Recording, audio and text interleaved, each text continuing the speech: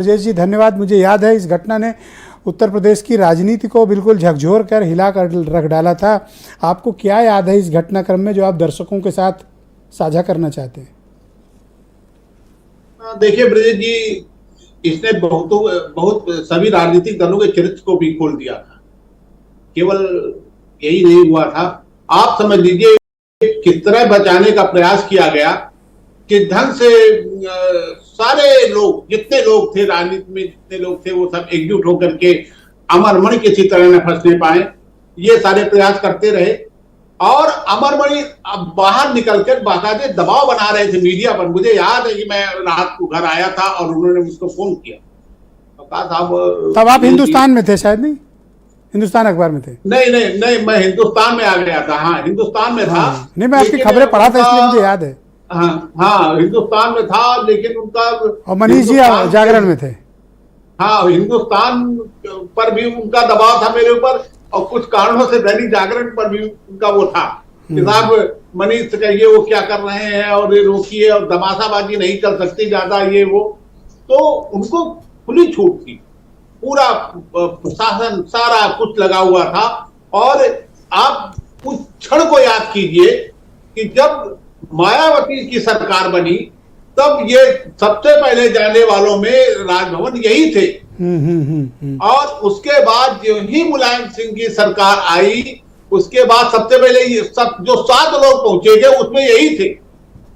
तो सबसे पहले कूद के जाने वालों में थे। एग्जैक्टली सबसे पहले ये गए, और जब इन्होंने निष्ठाएं निभाई तो लोग और भी लोग निष्ठा निभा रहे थे जो लोग थे। और सब खुला केस था, इसमें क्या था, इसमें कोई ऐसा नहीं था। पहले दिन से मालूम हो गया था कि साहब ये जो है इसका कारण क्या है। और जो इनकी बहन है निधि, ये लगातार कह रही थी, ये ऐसा घटनाक्रम था जिसने उत्तर प्रदेश की राजनीति में हर बड़ी पॉलिटिकल पार्टी के चेहरे से नकाब खींच लिया। ये वही दौर था जब अपराधियों ने राजनीति पर कब्जा कर रखा था। नहीं, अपराधियों ने कब कब्जा कर रखा था, और आप कल्पना नहीं कर सकते ब्रजेश जी। मुझे याद है कि कैसे बिल्कुल साफ केस को केवल इनको अलग करके बाकी इधर पकड़ो उधर पकड़ा जा रही है, और जांच हो रही है। अब जांच में सरकार क्या कर सकती है, और जो अधिकारी उधर बढ़ने का प्रयास करता उसको हटाया गया, उसको जांच से हटा दिया, उसको आगे नहीं बढ़ने दिया। और ये जो है बाकायदे सारे लोग, आप अंदाज लगाइए क्या इनके चरित्र के बारे में।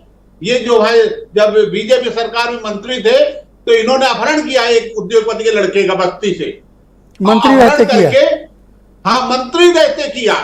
और जब पकड़े गए अपराधी, तो जो अपराधियों की जब ठुकाई पिटाई हुई तो उन्होंने बताया कि लड़का रखा गया था इनके घर में सरकारी बदले में। तब शायद राजनाथ सिंह की सरकार रही होगी, बीजेपी। हाँ, राजनाथ सिंह जी की सरकार थी। तब राजनाथ सिंह जी को जब उन्होंने बुलाया था अधिकारियों को, कहा साहब यही बताया क्या, कहा हाँ जी उन्हीं के, तब ये बर्खास्त किए गए थे। लेकिन उसके बाद क्योंकि ये तो मैं मंत्री रहते अपहरण कराए, मंत्री रहते बलात्कार करे, और मंत्री रहते हत्या करे। कितना डेडली रहा। मैं तो अप्रिशिएट करता हूँ आप लोग कितनी बहादुरी से उस समय पत्रकारिता किए होंगे। नहीं, एक ब्रजेश जी और बात बताता हूँ। श्री प्रकाश शुक्ला को बाकायदे संरक्षण देते थे, और जिस समय इनके ही मुख्यमंत्री पर खतरा था तो ये बाकायदे घर बुला करके उसको संरक्षण दे रहे थे। तब कल्याण सिंह ने इनको बुलाया, कहा ऐसा है, एक सूचना है, बहुत ज्यादा उड़ने की कोशिश मत करो तुम। जब उन पर खुद उसने धमकी दे दी थी शिवराज ने, तो इन्होंने क्या नहीं किया। वास्तव में वो दौर था जब अपराधियों के पवारा थे, हर जगह बिल्कुल उनकी जय जयकार थी।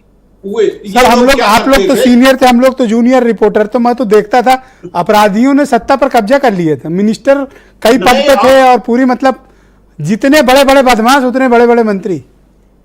एक समझ लीजिए, एक इनके कहने से ट्रांसफर नहीं हुआ, मैं बता रहा हूं आपको। तो ये रिक्शा में बैठ गए, ये बैठे, सिराज मेहदी भी बैठे थे उसमें रिक्शा में, और रिक्शा घुमाते घूमे रिक्शा में। अब इनके सुरक्षाकर्मी पीछे दौड़े, ये रिक्शा में बैठे। इस तरह विरोध अपनी बात मनवाने के लिए। जी, ब्लैकमेलिंग भी बहुत चलती थी। करेक्ट बात है जी। हमारे साथ जुड़े रहिएगा। वीरेंद्र जी भी आ गए डिबेट में। वीरेंद्र जी, अचानक